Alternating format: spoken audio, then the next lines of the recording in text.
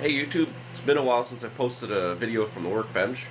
I moved, much smaller workspace, and I've taken up Airsoft as a hobby. I've applied these mad science powers of mine to building what is, to my knowledge, the first legitimate Airsoft grenade vest that's command triggered and not just a bunch of zip ties and duct tape. I present to you the Spanish Inquisition, because nobody expects it. Yo, guys, cover that, cover that,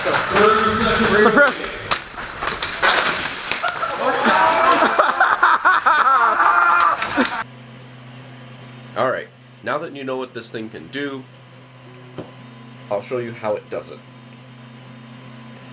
The grenade vest is built on a standard Molly battle belt. Don't know what brand it is. It's got 4-point suspenders on it. That just helps with the weight distribution when you're running around with it. It's got 6 Airsoft Innovation Cyclone Grenades using 3D printed mounts to hold it onto the Molly so that they set at a particular angle to get a certain spread and area effect.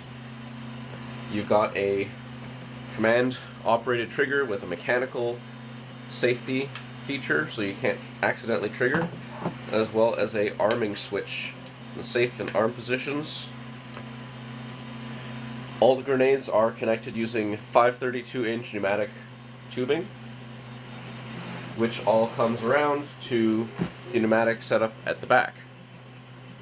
We have a CO2 power source. This is a 16 gram, not a 12 gram, CO2 cartridge with threads intended for bicycle tire inflation.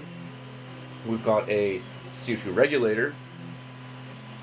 This was ordered from AliExpress, and it's intended for beer keg charging.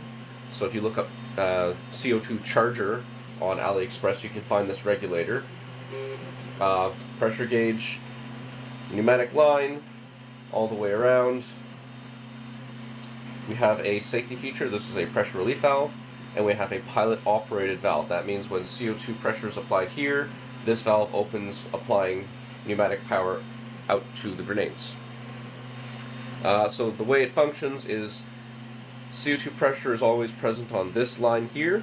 That feeds the arming switch. When the switch is in the arm position, CO2 is fed to this switch, and then when this button is depressed, CO2 comes down this line and triggers the valve. Fairly straightforward, and it works beautifully and very reliably. It's definitely no longer impact sensitive.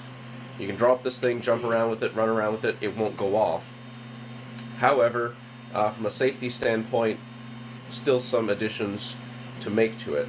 Biggest one being, if your grenades have gas and BBs, but there's a failing in this valve, say there's a bad O-ring, and CO2 slowly makes its way past, it'll start pressurizing the trigger circuit for all the grenades, and it may eventually have an accidental discharge in the safe area of an airsoft field.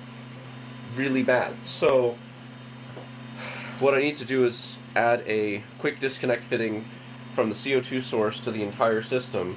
That way it's absolutely safe. Once you disconnect it, there's no power to trigger the system once you step off that airsoft field.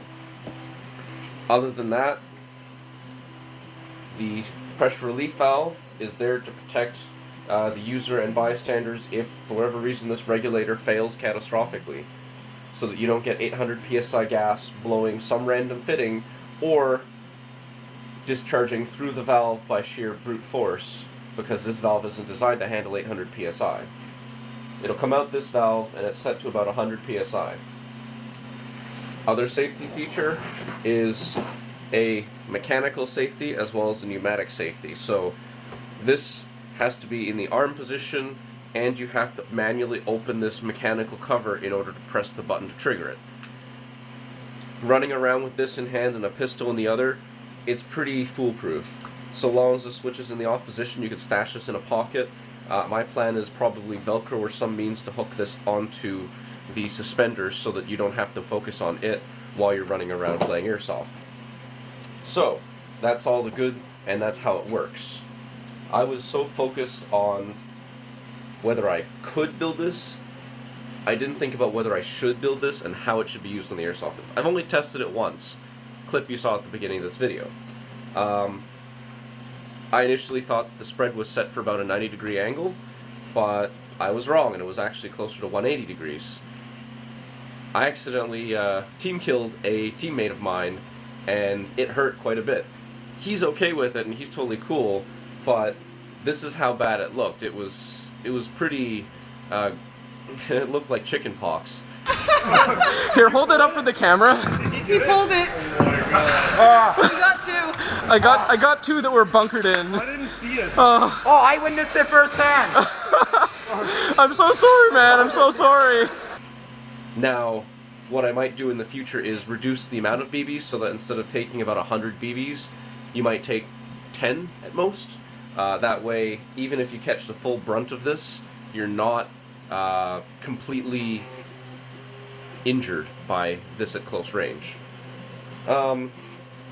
It was a little bit of a frivolous project, admittedly, but it works, and to the best of my knowledge, it's the first and only system like this.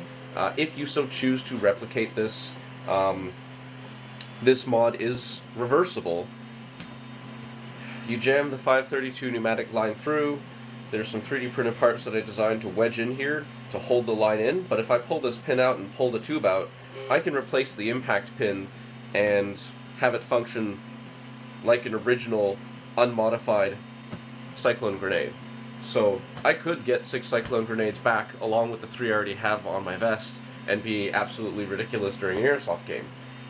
But I like the bragging rights of being able to say I have the first and only Airsoft grenade vest.